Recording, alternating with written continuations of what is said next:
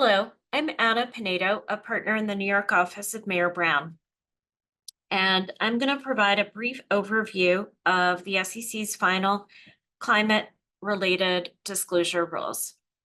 So just by way of background, the SEC in the past has addressed climate-related disclosure. However, largely it addressed climate-related disclosure through staff interpretations. Specifically, it addressed climate-related disclosures in 2010 through guidance. In 2016, the SEC issued a concept release. In that concept release, the SEC talked about possibly modernizing Regulation SK and including in that concept release potential discussion on climate change and the risks that climate change posed for SEC registrants. The SEC got numerous comments in response to the concept release, and over time, there was significant institutional investor interest as well as interest from various advocacy and investor groups relating to the impact of climate change on U.S. public companies. In 2021, acting SEC Chair Lee invited public comment on climate change disclosure. And then finally, in 2022, the SEC approved the proposed climate change rules, which caused a firestorm of controversy and led to very significant public comment. Fast forward to March of 2024, a divided SEC in a 3-2 vote approved final rules. The final rules are significantly different from the rules that were proposed in March of 2022. They nonetheless require fairly extensive reporting by covered companies on climate-related financial and non-financial disclosures, and also require attestation.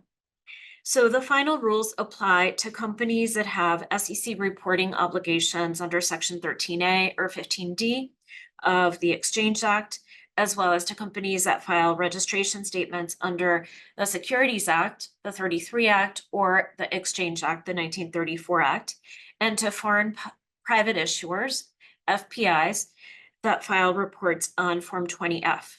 So just to clarify, the climate change rules don't apply to Canadian issuers that file on Form 40F.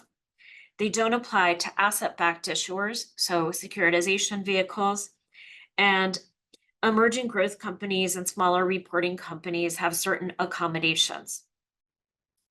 The most important changes from the proposed rules relate to the Scope 3 disclosures. So Scope 3 disclosures were not adopted at this time.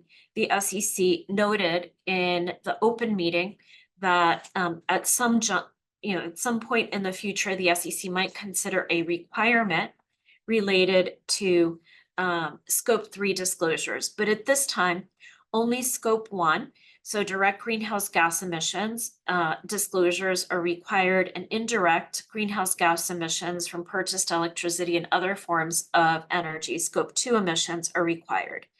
And Scope 1 and Scope 2 emissions disclosures are required only for large accelerated filers and accelerated filers when material.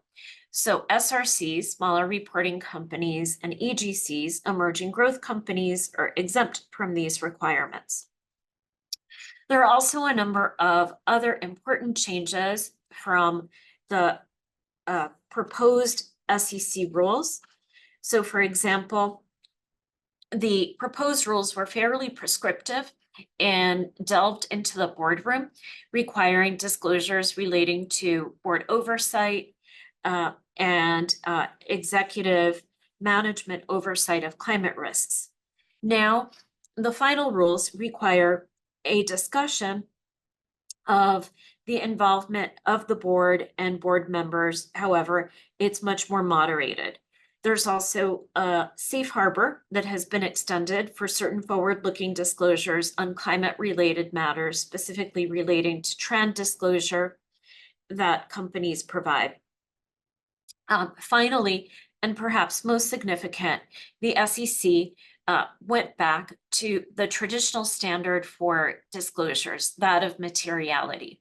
So a number of the requirements for climate-related disclosures throughout the final rules are qualified by the materiality standard. And the SEC has noted in the final rules that the materiality standard that's applicable in the context of the climate-related disclosures is the traditional materiality standard. That is, what is relevant in the context of the overall mix or total mix of information that would be relevant to a reasonable investor when that reasonable investor is contemplating an investment decision. So we hope that you will read our detailed client alert on the final rules, as well as listen to our additional podcasts that cover various aspects of the SEC final rules, as well as the litigation that is challenging the SEC's authority and other aspects of the final rules. Thanks very much for joining us.